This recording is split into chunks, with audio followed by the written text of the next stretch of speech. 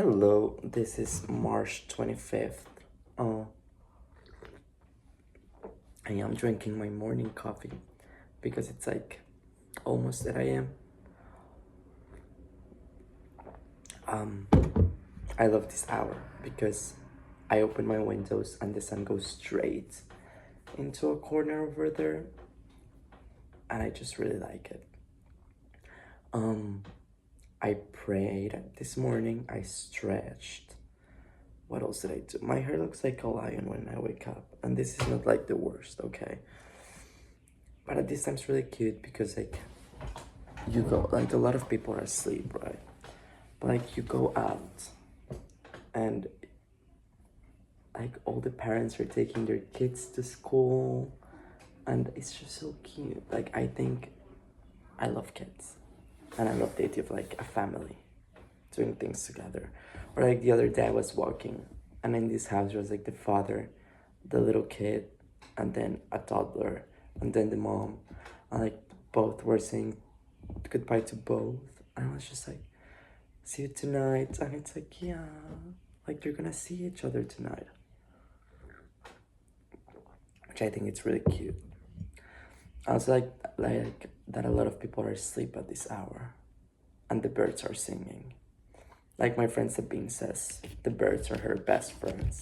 And I do believe her. Okay. Um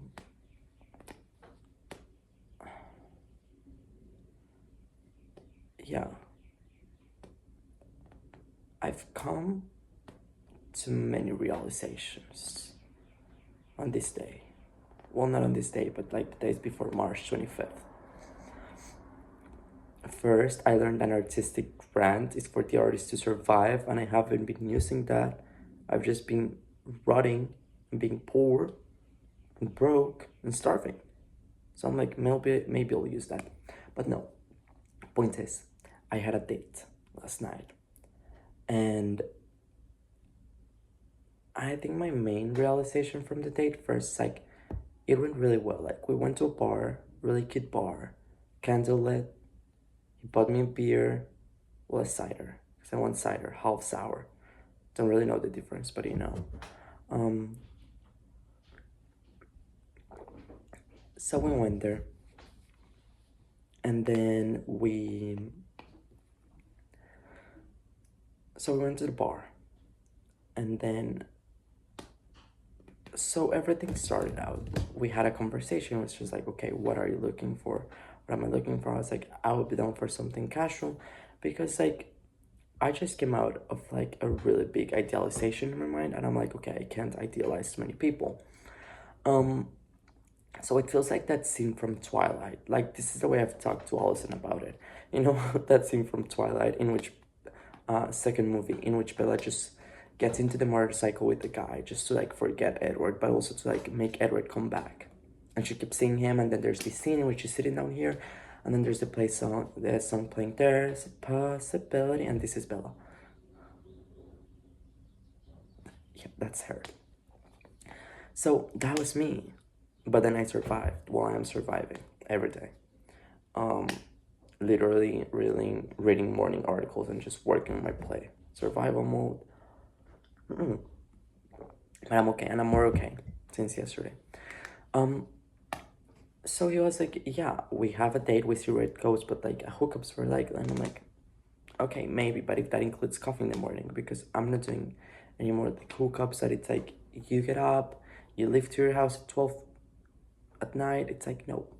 I always also have the confusion of 12 p.m. is at night or at morning, but no, 12 p.m. is noon and 12 a.m. Yeah. Anyway, I went, and then after the party, I was like, do you want another drink? I was like, we can go chat at your apartment, but like literally chat. So we did that. Literally did that. We talk about pies. Now he likes apples, and I don't like apples. I do like apple pie though. I like sweet apples, but I like caramelizadas. Bueno. Um, so then we kiss, and like we cuddle, and it's very intimate, all in the couch. But then that's it. That's all that happens. And it's like, yeah, I'm feeling kind of sleepy tired. It's like, okay, I gotta go to bed. And I'm like, I was confused. And then I was like, it's my own experiences with this sort of things, with like sex and with like just human relations in general with men, in which I'm like, okay, the sun is really hitting my face. It's always hitting my face. But I was like, okay, it's is it my own experience with being objectified and with thinking all I have to offer is sex. But then if I'm not asked for it, then it went wrong. Like that's the place I came. And I realized it in my walk here because when I left there I felt bad. I was like, oh, I was kicked out. But then it's like, no. I was on a normal date, a normal ass date, in which we talked. So then we talk, then we chat. And then basically the conversation comes to like, he's like, I felt it was very intimate and I'm scared of this intimacy. Like I'm scared of intimacy, I'm working on it, but I don't want you to suffer from it. And I'm like, thank you, because I am not going to suffer from it. I cannot offer hookup. I can offer something casual. I'm not gonna get into a relationship right away. Like I need to know. Like I need to go on real dates and know who this person is and just take it from there. But yeah, he was hotter than in the pictures, which is good. But then like while I was kissing him, because he was like 30s, and while I was kissing him, I was like, I don't want to be this when I'm 30s. I don't want to be scared of intimacy. So I'm like, it always comes back to the recurring theme of like fear when I'm older. But then it's like, it's fine, you know, like I don't feel I'll be there because I'm not there right now. So I don't think things will change in that way for me. So after I had this conversation, I sent a text to Wes saying the following. I just want to say one last thing because I'm not the sort of person that stays with things. Like, maybe I swallow my emotions, but I also spit a lot of things, to be honest. But I said, like, I just want to say one last thing. I wish I could find the message. Maybe I can find the message. Wait.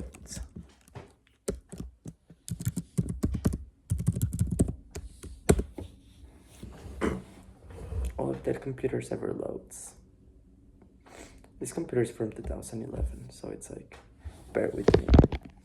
Bear with me. I'll find it.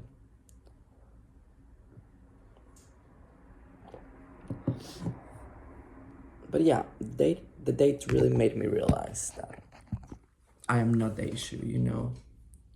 Like, I'm really not the issue, which I always thought I was like, am I an issue? Am I too much? Am I too complicated? But it's like, no.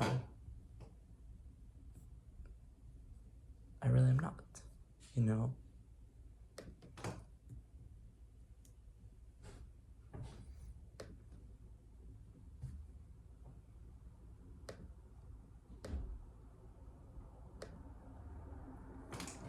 Okay. I just want to say one last thing.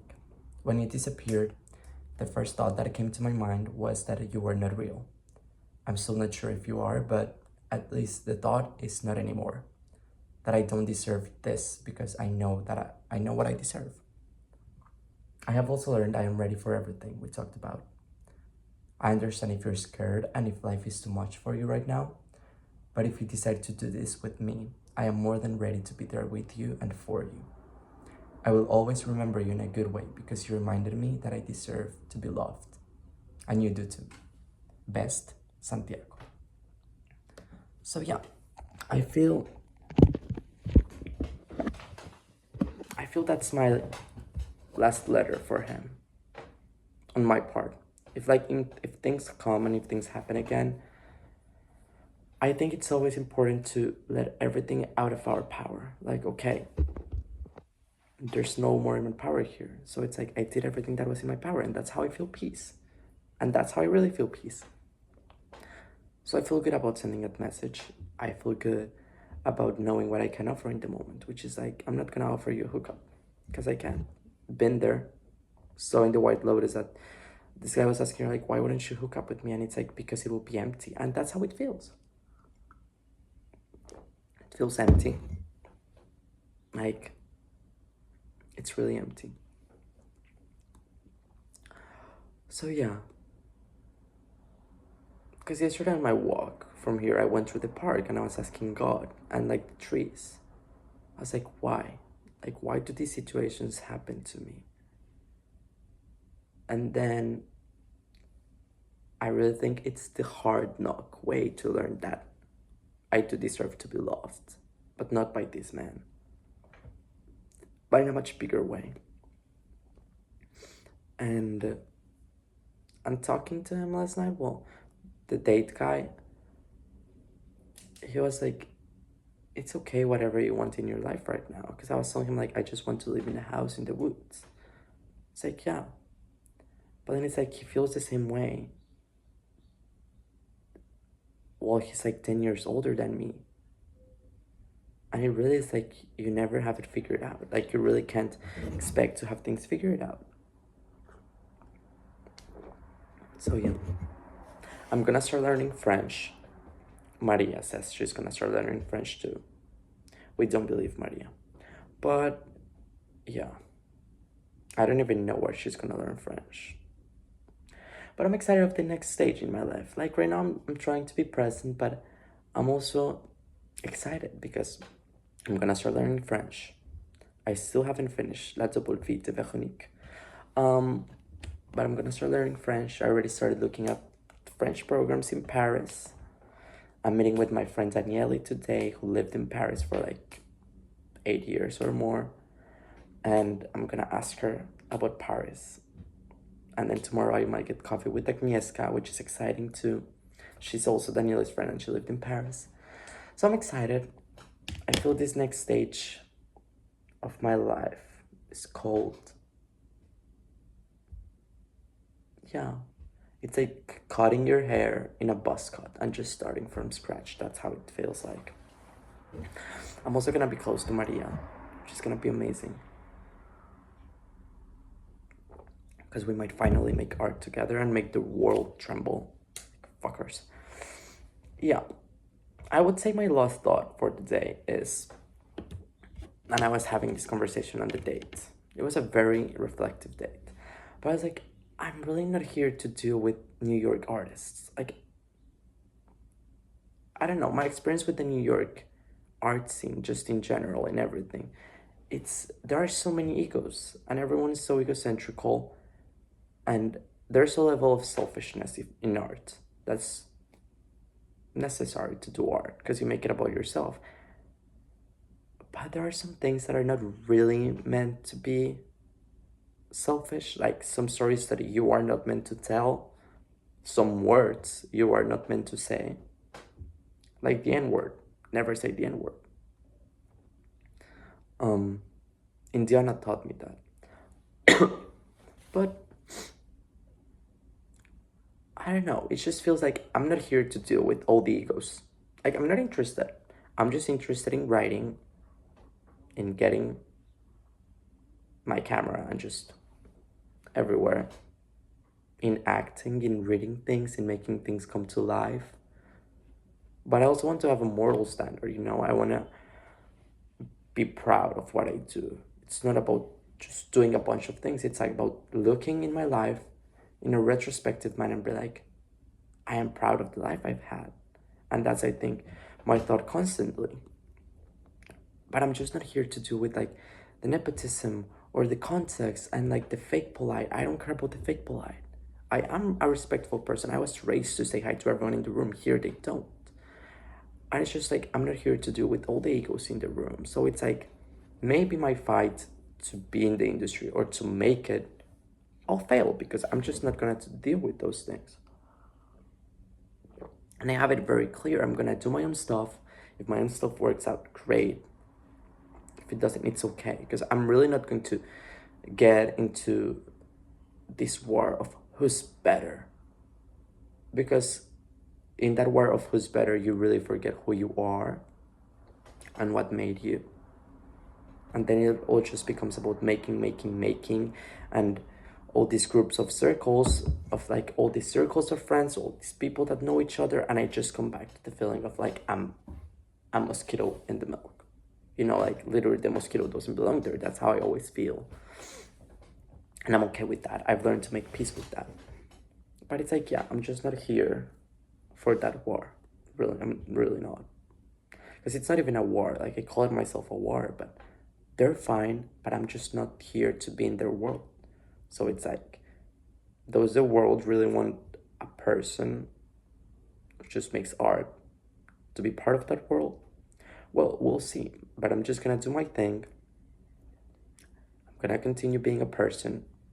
Because I don't like to say of entitlement of like, I'm an artist. Because it's like, what makes you an artist?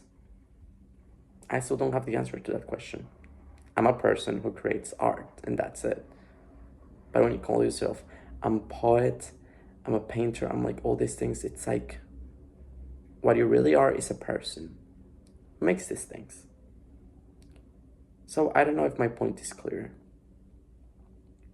I think, yeah, I think you can get a glimpse of what I'm saying. But I just think in general is, it all comes to being a person, you know? So that's my thought on the day. I'm gonna read an article with the rest of my coffee.